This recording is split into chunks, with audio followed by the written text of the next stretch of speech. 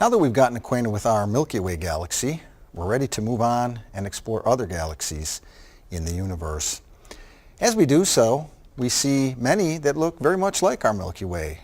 Beautiful spiral structures with that bulge in the center, that flattened disk with symmetrical spiral arms and a fainter halo of stars surrounding it. And so we understand that these galaxies are somewhat similar to the Milky Way.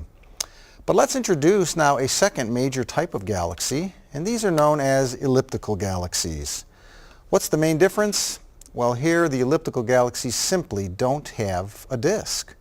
In other words, they look very much like the central bulge of the Milky Way. What do we mean by that? Well, we mean that they have predominantly older, lower mass, cooler stars with some red giants mixed in as stars are, again, going through their life cycles. And so this is a very different type of galaxy. There really is very little, if any, material with which to form new stars. And so we essentially have a roughly spherical type of galaxy with no disk. These, of course, are, again, very, very different from our Milky Way. A third type of galaxy that we know of are simply called irregular galaxies because they have no regular shape. Here, though, we see something very different, something perhaps opposite the ellipticals. In many cases, we see more of an active galaxy, and by that I mean that they are forming stars. How do we know that? Two main ways. We see that most of their stars are bluish and whitish in color, meaning that they are very hot, much higher mass, and much younger stars, and as a result would have had to form more recently. The second major clue is that we do see many of those emission nebulae that we discussed in our previous lecture literally showing the sites of star formation. So irregular galaxies as well play an important role in the universe. Now, the study of galaxies really couldn't begin until the early 20th century when our technology and our telescope power had matured to the point where we could study these very, very distant objects. A major figure at that time was the famous Edwin Hubble. Hubble gained access to some of the largest telescopes in the world and was able to use them to begin photographing and exploring and analyzing galaxies. As Hubble did that, he began to notice these different structures, these different classes, and he started out with a very simple classification scheme, which you see in a diagram. Here we have on the left our elliptical galaxies, and Hubble classified them from E0, which appeared spherical, through E1, 2, 3, 4, and 5 as the galaxies appeared more flattened or more elliptical. Hubble then had seen a few galaxies that looked very much like ellipticals but were quite flattened and began to show subtle signs of a disk. However, the disks really didn't have any gas or dust in them. They did not have any spiral arms. So Hubble went on to call these eventually the S0 galaxies. But then Hubble moved into the spiral galaxies, as you can see. We have spiral A, spiral B, and spiral C. Spiral A galaxies have a very prominent central bulge. The disk is not very prominent. We really don't see the spiral arms very clearly. And here we notice that we may have a very spherical, symmetrical bulge, or we may have one that is extended, more oval, and these are called barred spirals. As we move on to the spiral B type galaxies, we notice the central bulge is not quite so dominant, but instead our disk now becomes more prominent. The spiral arms are much more clearly seen, and yes, we have both varieties here, the normal or regular spiral and the barred version, which our Milky Way turns out to be. Finally, SC galaxies show a much smaller, less prominent central bulge region, and instead very prominent, very open spiral arms. And yes, once again, we do see our normal or regular spiral and our barred versions. So this classification scheme is simple and yet effective. Astronomers use it to this day in describing the various types of galaxies. So are galaxies just randomly scattered throughout the universe? Well, no, not really. Usually they occur in groups of galaxies, perhaps a few dozen galaxies. For example, our Milky Way is part of a small group called the local group of galaxies. It is a large spiral, is accompanied by another large spiral, and a number of small elliptical galaxies and irregulars. But we also look out into space and find enormous clusters of galaxies. This term designates a much more rich group. We may have hundreds of objects here. We may even have thousands of galaxies, all held together by their common gravity. Here we tend to see elliptical galaxies more common, whereas in the groups we often would find spirals a bit more common. So we begin to see that there's a level of structure here above the galaxy itself, in that they tend to form these groups and clusters. Well, if we were ever to understand galaxies, we'd have to understand their distances.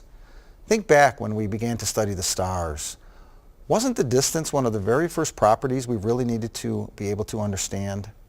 And so it is with galaxies. We simply can't understand how large they are, what they're made out of, how they act, if we don't know their distances. So how could we possibly do that?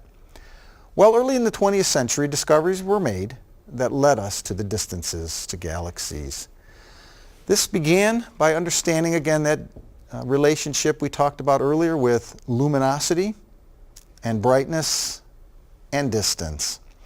How could we possibly measure the luminosity of a galaxy, or the distance, or the brightness? Well, it turns out that one of the ways we could do this is by looking for a particular type of star in the galaxies, and if we were able to determine the luminosity of that star and measure its brightness, we could determine the distance. So this is the fundamental relationship. We need to find some type of object, probably a star, within a galaxy, and in order to find the distance, we need to know its luminosity and then compare it to the distance. Well, a particular type of star was found within our galaxy, came to be known as a Cepheid variable star. These stars would continue to get brighter and dimmer and brighter and dimmer over time, but a very, very essential fact was soon discovered regarding them. That is, that the period of the variation was related to the luminosity. In other words, stars like this with longer periods would have greater luminosities. Now, we were first able to calibrate this relationship by looking at these objects at known distances and essentially determining their luminosity. And so this gave us a powerful tool. In fact, Edwin Hubble was going to use this tool to determine the distances to galaxies. So once again, let me emphasize, we notice this particular star, we measure its period of variation, and that tells us its luminosity. Well, perhaps you recall us discussing the inverse square law of light. That is the method we can use then to determine distances. So, equipped with this new discovery, this new relationship, Hubble sets off and he's ready to find the distances to galaxies. How does he do this? Well, Hubble goes out night after night with the world's largest telescope in Southern California, and he photographs what we today know is a galaxy in the constellation of Andromeda. This telescope is barely capable of showing Hubble individual stars in that galaxy. Well, night after cold night, Hubble's out there taking pictures and he's comparing and looking, and sure enough, he finds a star that appears to be getting brighter and dimmer and brighter and dimmer in a regular fashion. Knowing the relationship of the Cepheid variables, Hubble knows the luminosity of that star and others, and he's able to then use the inverse square law of light to find the distances. Now, Hubble's original measurements were somewhat crude by today's standards. His initial result wasn't precise as we are today, but it was enough to show that that object was clearly far beyond the Milky Way. Hubble thought it was not quite 1 million light years away. Today we know that particular galaxy is 2.5 million light years away. But his original chart still shows his measurements of that galaxy and a few others. So here was the first proof that indeed there were galaxies beyond the Milky Way. Well, Hubble goes a step further, and while he's measuring the distances very carefully and tediously of these galaxies, using the Cepheid variables and the inverse square law of light, he takes advantage of another relationship. He wants to know the velocity of the objects. Are they moving towards us or away from us? Well, he knows that if he looks very carefully at the light from these objects, breaks it into a spectrum, identifies those spectral lines we discussed, that if the object is moving towards us, those lines would shift slightly towards the blue end of the spectrum. And conversely, if they were moving away from us, they would shift towards the red. So Hubble carefully notes their velocity based on the amount of the spectral line's shift. Well, he takes it upon himself to plot the velocity and the distance of the galaxies, and here makes perhaps an even larger discovery. He finds that the more distant the galaxy, the greater its velocity. What might that imply? Well, picture for yourself various objects in space from yourself, and again, if they were at a certain distance, they might be moving away from you at a certain velocity, but the farther out they are, the faster they're moving. Well, that really would imply, it might look to you that everything's moving away from you, but that would imply that the universe was expanding. Think about that for a minute. Whatever galaxy you happen to be in, you would look out at other galaxies and they would appear to be moving away from you, but the farther out they are, the faster they would appear to be moving from you. So again, as we plot that out, you could see why Hubble achieved a straight line there. Now we want to clarify that the galaxies are not necessarily rushing out into empty space, but instead we want to think about the fact that space itself, the universe itself, is what is expanding. And it's essentially carrying the galaxies outward with them. So it's not so much that the galaxies fly through space away from each other as much as space itself expands, carrying the galaxies away. There may be some small residual motions within space, but the overall effect is really due to the expansion of the universe itself, or space itself. So this implies a dramatic discovery. Our universe is expanding. Well, clearly I think you see where this could lead to next. And Hubble does, in fact, go there. If the galaxies are moving apart today, clearly they were closer together last year and the year before that and the decade before that, the century before that. Doesn't that imply that if they were closer and closer and closer together in the ancient past, they would have originated at one point, wouldn't they? A beginning to our universe. How could we know when that might have occurred? Well, we can take advantage again of a very simple relationship. You perhaps recall one of our earliest lectures, we talked about the relationship between velocity and distance and time. We often speak of driving our cars at a certain velocity or speed. We might say so many miles per hour. Well, we're just taking a distance and a time. And we could take that relationship and easily turn it around if we need to. We might prefer to know the amount of time it would take to travel a certain distance at a certain velocity, and we could easily make that calculation. Well, essentially, when astronomers make a more precise version of Hubble's law, that is that the universe is expanding, the galaxies farther away are moving away faster, we begin to see that we could figure out the amount of time it would take for galaxies at certain distances to reach those distances at various velocities. And so Hubble can establish then a parameter, we call it h sub 0, the Hubble parameter, telling us really the rate. How fast is the universe expanding? Is it expanding perhaps 1 light year per year or half a light year per year or whatever the number may be? That would tell us the rate at which the universe is expanding, and that would tell us how long it's been since the universe began expanding. So that might be quite a powerful thought, that we can measure the expansion rate of the galaxies and, so to speak, wind the clock backwards and determine when it all began. When was the beginning of the universe? It might be kind of hard actually to picture, visualize, again, this expansion of space. Let me try one method that's been used many times before. Picture the surface of a balloon. Now don't think outside the balloon or inside the balloon, anything like that. Picture yourself as just a two-dimensional being, perhaps a little ant crawling around the surface of this balloon. If we were to paint dots on the balloon, perhaps an inch apart, and you were to crawl around this surface, to you that would be your space, so to speak, your two-dimensional universe. What would you notice if the balloon was expanding, if we were blowing more air into it? Wouldn't the dots grow farther apart? Now, are the dots moving on the surface of the balloon? No, the surface of the balloon is expanding, isn't it? In that case, you'd say the space is expanding between the dots.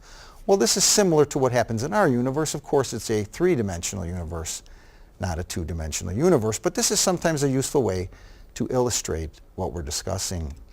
Well, consider now, for example, what Hubble actually did see when he was measuring the velocity of those galaxies. We mentioned that the wavelengths appeared slightly longer or slightly redder. Why is that? It's because as the light wave is traveling to Earth, the space the light wave is in is stretching out, and therefore stretching out the light wave to longer wavelengths. So this is a very different type of redshift, so to speak, than we might be used to. We might measure the velocity of a star in space, but here we're really measuring the expansion rate of space, depending how far away the object is. So we use the term cosmological redshift. Cosmological refers to the study of the whole universe, and that's exactly what this particular redshift does. Light appears longer and redder because the space it's traveling through is stretching out as it travels. So this becomes some very profound discoveries, doesn't it, in the early to mid-20th century. Astronomers are able to tell us that the universe is expanding. That implies obviously it had a beginning, which we're going to get to in our final lectures. But the point being that if we look out farther into space, aren't we looking further back in time? It does take time for the light to get here, doesn't it? Light does not travel infinitely fast. It travels very, very fast, but not infinitely fast. And so if we were to observe light from a distant galaxy, it would take time to get here. Well, again, the farther out we look, the farther back in time we see. At first, that may seem to be a disadvantage. How will we ever know what's happening in that galaxy right now? But actually, astronomers have turned that around and used it as an advantage. Instead, we can use that as a means to probe and study the early universe, the ancient universe, at its very beginning. How do we do that? Again, we look out at great distances with our powerful telescopes. We're able to observe light from galaxies that left a long time ago, early in the universe history, and we can study the early universe in this way. Well, again, that gives us quite a context to view galaxies in, don't we, and the universe as a whole.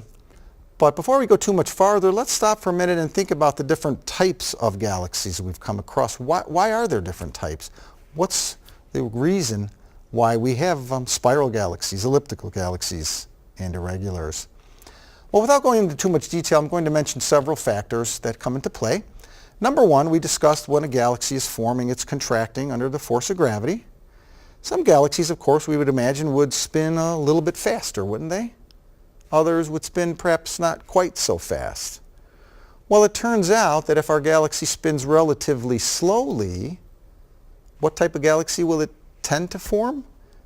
Well, it's not going to flatten as much, is it? And so we might tend to get more of an elliptical galaxy, whereas a faster spin would flatten the galaxy more into a spiral. Another factor would be the density of the original cloud. If we picture a very high density cloud, that's going to tend to contract a little faster before it flattens, and as a result would tend to form more of an elliptical galaxy. A lower density cloud, that's going to take a little longer to flatten, and it's going to have less density there to cause that disk to occur. So again, we could see spin and density do have some factoring in the shapes of our galaxies. I mentioned too briefly in our previous lecture that there's another more outside factor than the initial conditions, and that has to do with the fact that galaxies, especially in the early universe, could collide, perhaps even merge. Think about the simple fact that, again, if we go back in time the universe is literally smaller, galaxies on average are going to tend to be a little closer together and more likely to encounter each other. Well, you can imagine the combined gravity of two enormous galaxies could pull them together. And so early in the universe, we might expect to see more galaxy collisions, more mergers sometimes. This again is a very complex topic of how this all would play out, but essentially the simple point would be that there would be more collisions and mergers. And in fact, when we look back into the distant early universe, yes, that's exactly what we see. We do see quite a number of collisions and mergers. There's one more factor that plays an important role in galaxy changes or evolution over time, and that is, well, how fast do galaxies make stars? In other words, their star formation rate. Some galaxies may be able to form stars very quickly at a high rate, while others would form them at a much lower rate. Well, again, you think about that, what would you see? If a galaxy was able to form stars quickly, wouldn't you notice far more bluer, hotter, more massive stars? Whereas in other galaxies with very little star formation rate, you would not see that, would you? You'd see those cooler, lower mass, older stars. So this is again a significant factor as well in shaping galaxies. We might summarize that. We have a nice simple diagram that it kind of puts it all together. And again, these three factors can all interplay with each other, some more than others. We think about some of the initial early conditions of the initial collapse. Again, we mentioned spin and density. We also mentioned more of an internal change, okay, the star formation rate. And then we also mentioned some environmental factors as our second, in other words, conditions and mergers. So really we could place a galaxy anywhere along this continuum or this triangle that you see, and we could get a pretty good idea that the galaxies had this particular factor and that particular factor resulting in their final form. So we begin to see, again, how galaxies have changed over the history of the universe. They're very ancient structures. They all would have formed early in the universe approximately, and yet they would have very different lives throughout the history of the universe. Well, there's one more factor we want to consider to really fully understand galaxies. And this begins with a clue we notice when we look at a few galaxies and they appear unusually bright in their centers. Often their luminosity is much higher than a typical galaxy, and we call these active galaxies. Now, some of the earlier versions of these that were first discovered back in the 1960s became known as quasars. The center of this galaxy exceedingly bright and luminous, often to the point that it would overshadow the disk. It was very difficult to see the disk of the galaxies for many years, until eventually we were able to do that. So this posed a clue, but it also posed a problem. How could you explain why these galaxies were so luminous, so unusually luminous? Well, when these were first discovered, they were discovered at great distances, several billion light years. And so right away that should tell us that those galaxies existed early in the universe. Well, if they're found at these great distances and they're unusually bright, clearly that tells us they have a very high luminosity, don't they? But then astronomers were in for quite a shock. They noticed that some of these quasars, these bright cores of the galaxy, so to speak, were fluctuating in brightness. Now, at first that might not seem very significant, but frankly it is very significant, because for an object to change its brightness, that can give astronomers a clue to the size of the object. It can only change its brightness in relation to its size according to the speed of light. So essentially what this told us was that whatever was generating all of this light, all this energy, was quite small, at least on the scale of a galaxy. In fact, it might be roughly comparable to the size of our solar system, which is quite small compared to a galaxy. Well, there was one final piece to this puzzle, and that was when astronomers carefully examined the light, spread it into a spectrum, and looked at the various spectral lines, they began to determine that whatever this was generating all this light had a very wide range of temperature. In other words, something was relatively cool, but also relatively hot, and both of these were generating light. So this was quite a puzzle as well. What could possibly explain these observations? We had said at the beginning of our course that this is how science works. We make these observations, we need to come up with a plausible model and test that model. That's exactly what astronomers did during the 1980s, 1990s to try to solve this particular puzzle.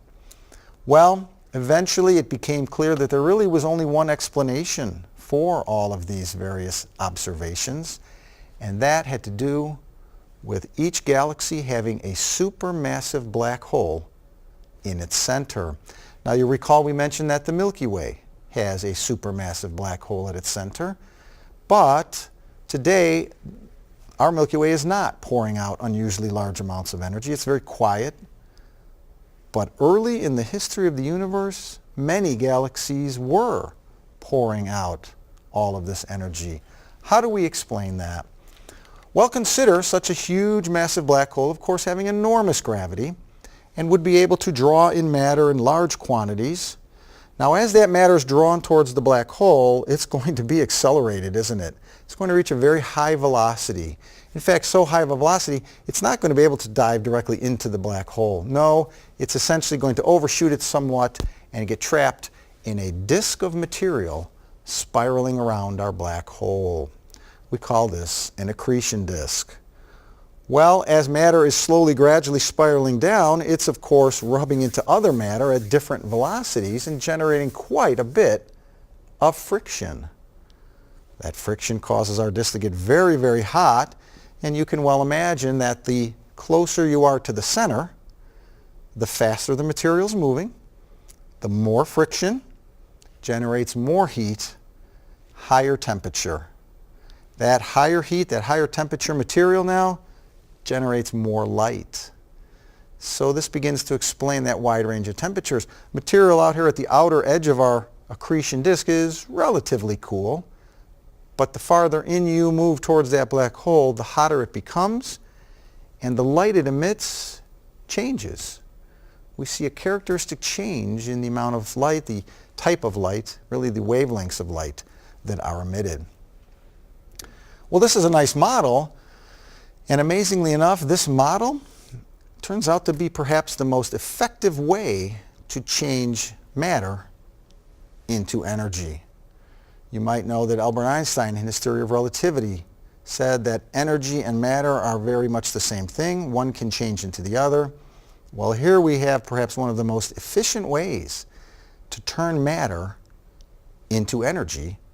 That is, for it to spiral around this black hole, and this enormous amount of friction generates enormous amounts of energy.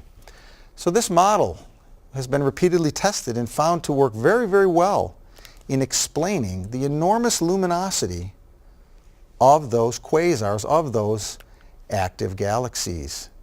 Again, we saw that our Milky Way has a black hole, but why is it not pouring out much energy? Well, frankly, it's not able to pull in much matter. There doesn't seem to be very much matter in the vicinity of the black hole in our galaxy, and therefore it's very quiet. It's just not having the fuel it needs to produce a lot of energy.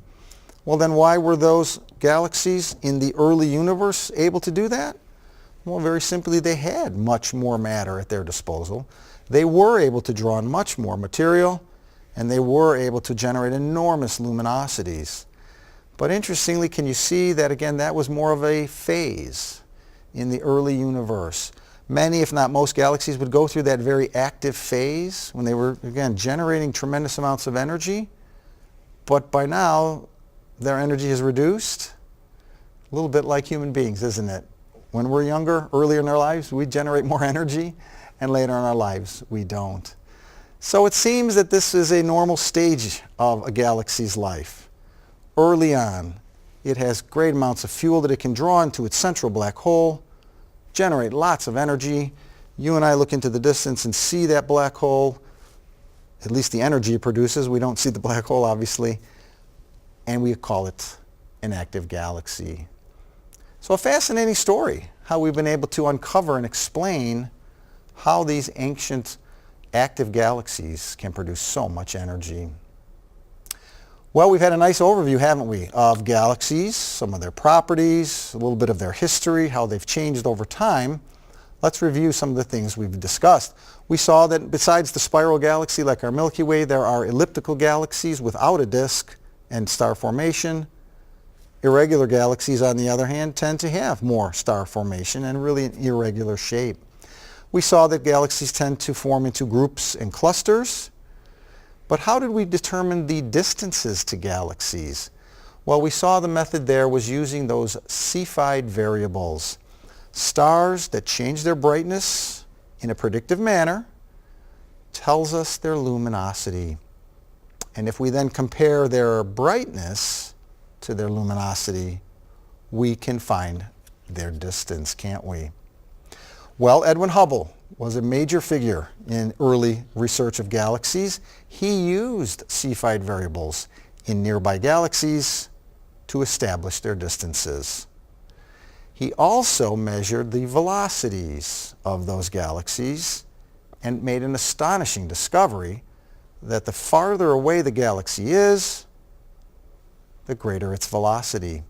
And as a result, that implied an expanding universe, and therefore a beginning to our universe, which we'll come back to and discuss in our final lecture.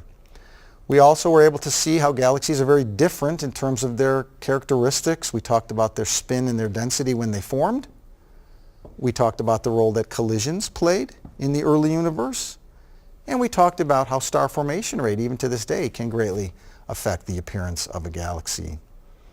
And finally, we saw a fascinating tale of how galaxies early in the universe were becoming ultraluminous, pouring out huge amounts of energy. How did they do that? Well, the supermassive black hole at their centers, drawing in material, converted that into enormous amounts of energy from its accretion disks. Fortunately for us, our galaxy is quiet or dormant today. We really don't have that situation. Again, what an amazing story we've seen. What a majestic universe we live in with these amazing galaxies that we can study and learn far more about. Of course, these are very, very complex topics. We weren't able to go into much detail here, but I think you got a very good feeling for the incredible story of galaxies.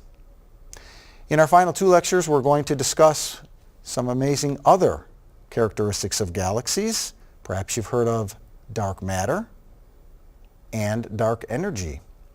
And we'll conclude our series with a look at the ultimate topic, so to speak, the Big Bang.